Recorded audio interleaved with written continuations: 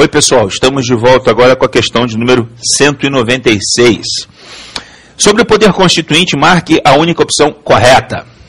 Letra A. A impossibilidade de alteração de sua própria titularidade é uma limitação material implícita ao poder constituinte derivado. Exatamente. Nós temos duas cláusulas pétreas implícitas. Primeira cláusula pétrea implícita, a impossibilidade de se emendar, de se alterar o artigo 60. Segunda cláusula pétrea implícita, a impossibilidade de se retirar do povo a titularidade da Assembleia Nacional Constituinte. Opção A, sem problemas. Vamos à opção B. A existência de cláusulas pétreas na Constituição Brasileira de 1988 está relacionada com a característica de condicionado ao poder constituinte derivado. Nada a ver, né? Não tem nada a ver, alhos com bugalhos, né?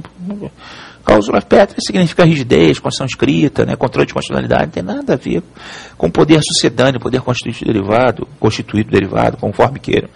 Nada a ver mesmo, né? Letra C.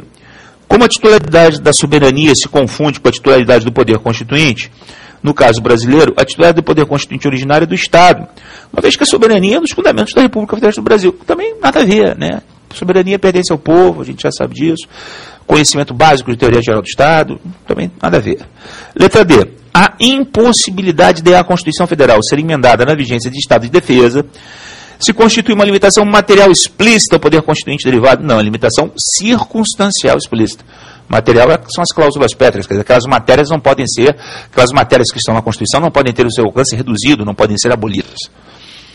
Então, a classificação das limitações explícitas em formais, circunstanciais e materiais.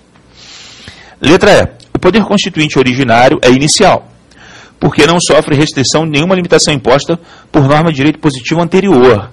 Peraí, ele é inicial, mas ele vai sofrer restrições, como a gente estudou aqui, o próprio regimento interno da Assembleia Nacional Constituinte é uma restrição ao próprio poder constituinte originário. Então, a opção E também não procede, só a opção A procede. Questão 196, opção A.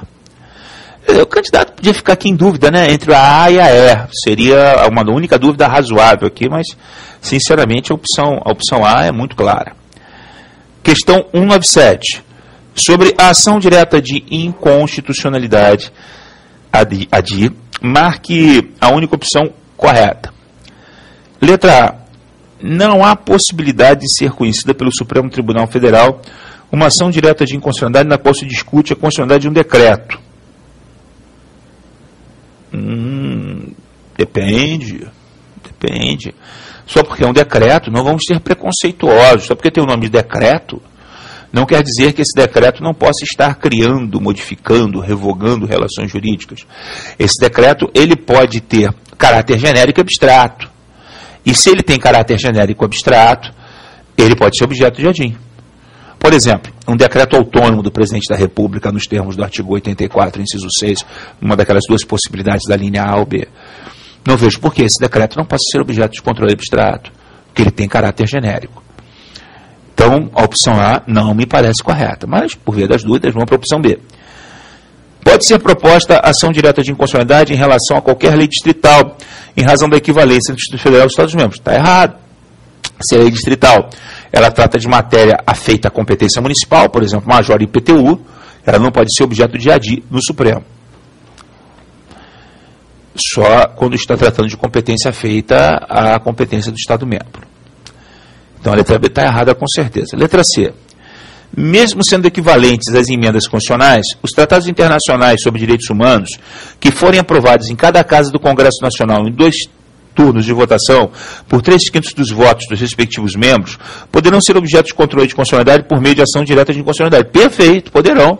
Por que não? Se as emendas constitucionais podem ser objeto de ADI, por que os tratados internacionais que se equiparam a emendas constitucionais, e até hoje a gente só tem um caso, que é o Pacto de Nova York, não poderia ser objeto de ADI? Claro que pode. Então, opção C, para mim, está corretíssima. Vamos para a opção D. No caso de um partido político perder sua representação no Congresso Nacional, após ter proposto uma ação direta de inconstitucionalidade, essa ação é considerada prejudicada pela perda superveniente de legitimidade ativa para sua propositura. Isso era uma jurisprudência do Supremo que já caiu por terra. Hoje o Supremo não entende mais assim. Desde 2005, o Supremo, e a questão é de 2005, né? No final de 2005, inclusive, o Supremo decidiu que a perda superveniente de representação do partido político não implique arquivamento de uma ADI que tenha como protagonista aquele partido político. A posição anterior do Supremo era absolutamente esdrúxula, né? Que o presidente da República, ele não é reeleito, ou não pode mais ser reeleito, as ADIs propostas por ele continuavam a tramitar e continuam tramitando. E o Supremo acabou uniformizando esse entendimento também para os partidos políticos. Por isso que várias ADIs eram propostas por vários partidos políticos, porque se alguns perdessem representação no Congresso, subsistiriam outros que continuariam com a representação. Agora, isso não é mais necessário. Se o partido político tem representação no Congresso Nacional, no momento do recebimento da petição inicial, o ministro relator recebeu a petição inicial, tem lei federativa, não se discute mais isso, a ADI vai prosseguir normalmente, até porque, para que a ADI prossiga, independe de qualquer manifestação do agente provocador. Portanto, a opção D está errada. Não é mais assim que o Supremo se posiciona. Opção E. A eficácia de uma liminar concedida em sede de ação direta de inconstitucionalidade opera a regra geral. Opera a regra geral efeito ex tunc, podendo ter efeitos ex nunc, em caráter excepcional, se o Supremo, assim, declarar expressamente demonstrada a conveniência da medida. Bom, a gente entende, né, que pela leitura do artigo 11, parágrafo 1º da Lei 9868 de 99, se fica silente o STF contra os efeitos de uma medida liminar concedida em ação direta de inconstitucionalidade, presumir-se-á que a suspensão da eficácia da norma impugnada ou de seus dispositivos vai ocorrer daquele momento da publicação da medida cautelar para frente. A presunção é de que a suspensão é ex nunc, ou seja, ultrativa, e não ex tunc, retroativa. Para que essa suspensão seja retroativa, o Supremo Tribunal Federal, o ministro relator que concede a medida cautelar, com a aquiescência da maioria absoluta dos membros do STF, deve expressamente determinar esses efeitos retroativos. Portanto, a opção C é a única opção cabível na questão de número 197. Questão 198. Sobre a ação declaratória de constitucionalidade e a ação de descumprimento de preceito fundamental, marque a única opção correta. Letra A. Nos termos da Constituição Federal, poderão ser objeto de ação declaratória de constitucionalidade os atos normativos federais e estaduais. Não, só os atos normativos e leis federais. Tranquilo isso. Letra B. Medida cautelar concedida em sede de ação declaratória de constitucionalidade não pode ter efeito vinculante para os demais órgãos do Poder Judiciário em face do princípio da independência do juiz. Não, independência dos poderes ou das funções. Independência do juiz, não. É aquele tipo clássico de candidato que, já não lê até o final a assertiva. Sabe como é que é? O cara já leu independência, então já assumiu que é dos poderes, marcou a letra B e foi feliz. Né? Foi feliz voltar para o curso, estudar, né, comprar outros livros, enfim, né, porque não passou. Letra D. A decisão prolatada em sede de arguição de descumprimento de preceito fundamental pode ser objeto de ação rescisória. Não cabe ação rescisória, isso está lá na lei da DPF, a lei 9882. Aliás, não cabe ação rescisória também em julgados de ADIM e de ADC, isso também está na lei 9868. Não é cabível ação rescisória, até porque, em tese, a decisão em controle abstrato não é mais coisa julgada. E letra E. Ao declarar a inconstitucionalidade de lei ou ato normativo no processo de arguição de descumprimento de preceito fundamental, por razões de segurança jurídica ou de excepcional interesse social, o Supremo Tribunal Federal, por quórum qualificado, poderá restringir os efeitos daquela declaração, modular os efeitos. Isso está no artigo 27 da Lei 9868, no artigo 11 da Lei 9882, a chamada declaração de inconstitucionalidade sem pronúncia de nulidade, ou lei ainda constitucional, enfim, e o quórum qualificado é o quórum de 2/3. Quórum de 2/3. Né? Opção E é a única opção cabível na questão 198. Questão 199. Sobre os princípios fundamentais da Constituição de 88, marque a única opção correta. Letra A. No caso do federalismo brasileiro, a soberania é um atributo da União, então você nem continua lendo, né, porque isso está errado.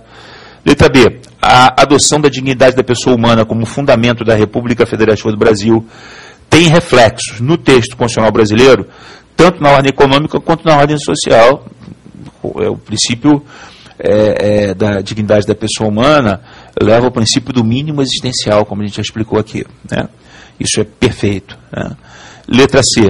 A forma republicana de governo, como princípio fundamental do Estado brasileiro, tem expressa proteção no texto constitucional contra alterações por parte do poder constituinte derivado. Errado. Forma republicana de governo não é uma cláusula pétrea. Aliás, essa é a primeira Constituição brasileira republicana que não coloca a república como assunto petrificado. Letra D. A especialização funcional, elemento essencial do princípio da divisão de poderes, implica o exercício exclusivo de funções do poder político, legislativa, executiva e judiciária, por órgão ao qual elas foram cometidas no texto constitucional. Não, a gente já estudou que todos exercem as três funções.